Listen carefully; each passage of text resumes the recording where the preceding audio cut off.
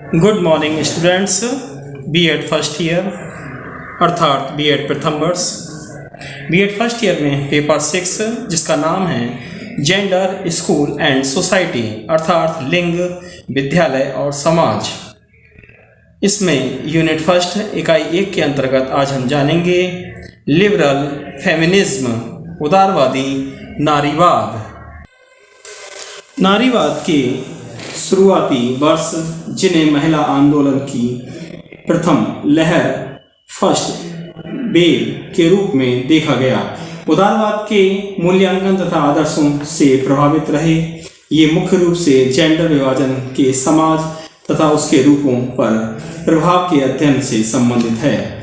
यह नारीवाद का मानना है कि स्त्रियों की यह आधुनिकीकरण की स्थिति समाज निर्मित है, क्योंकि वह विभेदीकरण को सामाजिकरण की उपज के रूप में देखते हैं। इसलिए उन्होंने महिला समानता के लिए सफल अभियान चलाया। हालांकि उनकी मांगें कानूनी सुधारों और समान अवसरों की उपलब्धता के प्रश्न तक सीमित दिखाई देती हैं। यह नारीवाद जेंडर असमानता के कारण जिनसे स्त्रियों के सामने उपलब्ध विकल्प सीमित हो जाते हैं कि गहनतर संरचना को समझ पाने में विफल रहा है। उदारवादी परंपरा विभिन्न नरपंथी समूहों में आज भी कायम है। अमेरिका में national organisation for women NOFW इसी परंपरा का वाहक है और उसकी राजनीति स्त्रियों की स्त्री सुधारने के लिए कानूनी सुधारों की लड़ाई तक सीमित है। सेकंड पॉइंट हमारा आता है जिसको हम जानेंगे, जिसका नाम है बेसिक कॉन्सेप्ट अर्थात बुनियादी अवधारणाएं। उदारवादी नारीवाद की बुनियाद सभी मानवों, स्त्रियों और पुरुषों के लिए आज़ादी, समानता तथा न्याय को उपलब्ध कराने में है।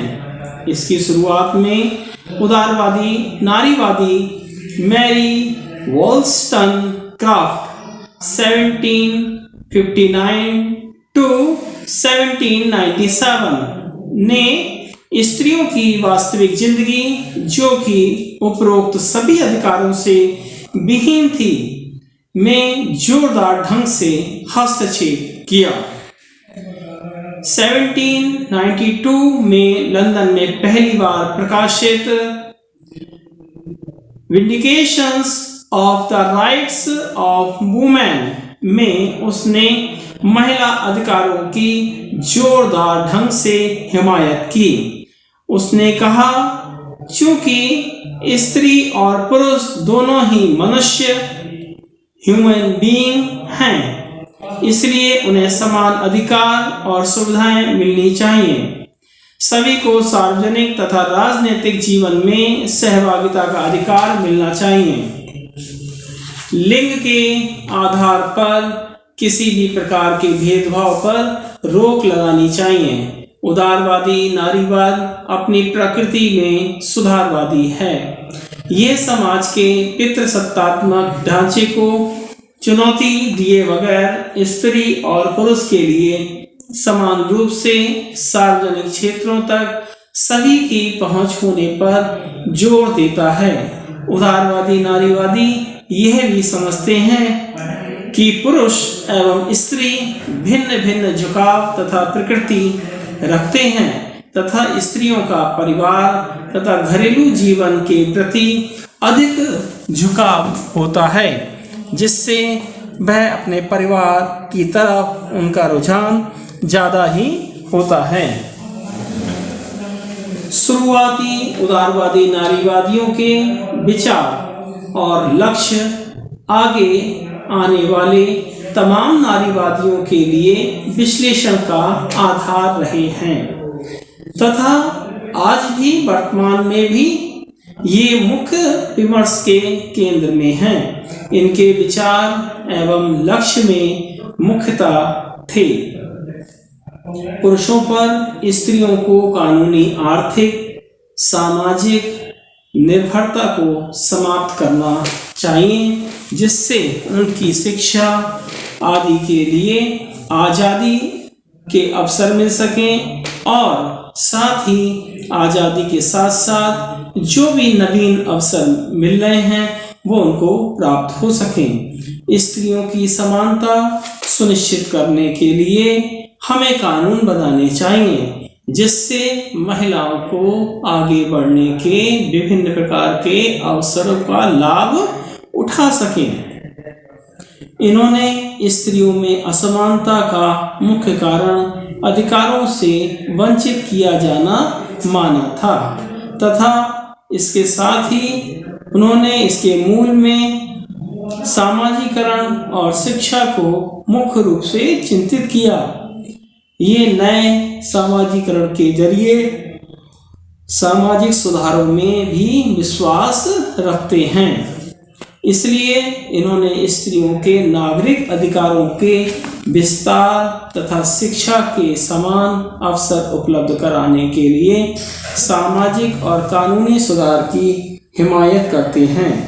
हालांकि 19वीं शताब्दी के मध्य में स्त्रियों के मताधिकार आंदोलन में काफ़ी तेजी आई है, परंतु प्रथम विश्व युद्ध के बाद ही स्त्रियों को लोकतंत्र में न्यूनतम अधिकारों में शामिल किया जा सका है।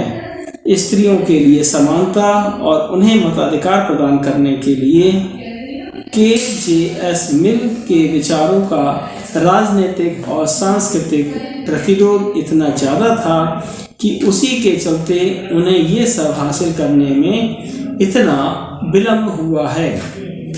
अब हम जानेंगे एवोल्यूशन मूल्यांकन के बारे में। जानने से पहले हम ये जानना चाहिए कि उदारवादी नारीवाद और इनकी जो अवधारणाएं थीं उसी के आधार पर हम इसका मूल्यांकन निकालते हैं। जिस युग में ये शुरुआती उदारवादी नारीवाद विचार सामने आए उस युग के हिसाब से काफ़ी उग्र रेडिकल थे। इनके फलस्वरूप स्त्रियों की स्थिति में सुधार की कई विधियां सामने आई हैं। उन विधियों में सबसे पहले उदाहरण के तौर पर अगर हम जानें तो शिक्षा में स्त्रियों की भागीदारी बढ़ी है। आज शिक्षा के क्षेत्र में स्त्रियां आगे हैं। मजदूरी और काम की स्थितियों में सुधार और ट्रेड यूनियन आदि की स्थापना भी हुई है, जिसके माध्यम से स्त्रियों की स्थिति में काफ़ी सुधार आया है। विभिन्न महिला मताधिकार संगठन की भी स्थापना हुई है। महिला मताधिकार संगठन से महिलाओं को मजबूती प्रदान हुई है। साथ ही जो शादीशुदा स्त्रियां की मजदूरी सुनिश्चित करना, बच्चों की देखभाल में माता पिता का सहभागिता, मातृत्व की रक्षा, रोजगार की समानता, स्त्रियों की विशेष सुरक्षा आदि लक्ष्यों में भी इसका विस्तार हुआ है। अब मातृत्व रक्षा के लिए विशेष प्रकार की महिलाओं को सुविधाएं प्रदान की गई हैं। साथ ही प्रत्येक महिला को उसकी योग्यता के अनुसार रोजगार की समानता भी दी गई है, जिससे जो महिला रोजगार करना चाहती है या अपना व्यवसाय करना चाहती है वो महिला अपना व्यवसाय अपनी योग्यता अपनी क्षमता के अनुसार कर सकती है। इस प्रकार से उदारवादी नारीवाद ने स्त्रियों के साथ कार्यकाल पर होने वाले जो दुर्व्यवहार हैं उस पर भी भेदभाव को दूर करने के लिए समान वेतन कानून, इक्वल पे एक्ट तथा लिंग विभेदीकरण कानून, सेक्स डिस्क्रिमिनेशन एक्ट पास कराने में सफलता प्राप्त की है, जिसके द्वारा उदारवादी नारीवाद में स्त्रियों को विशेष सुरक्षा और उसका लक्ष्य भी प्रदान किया है। हालांकि नारीवादियों द्वारा लड़ी गई कानूनी लड़ाइयाँ महिलाओं को वर्तमान में भी समानता की स्थिति तक नहीं ला पाई हैं।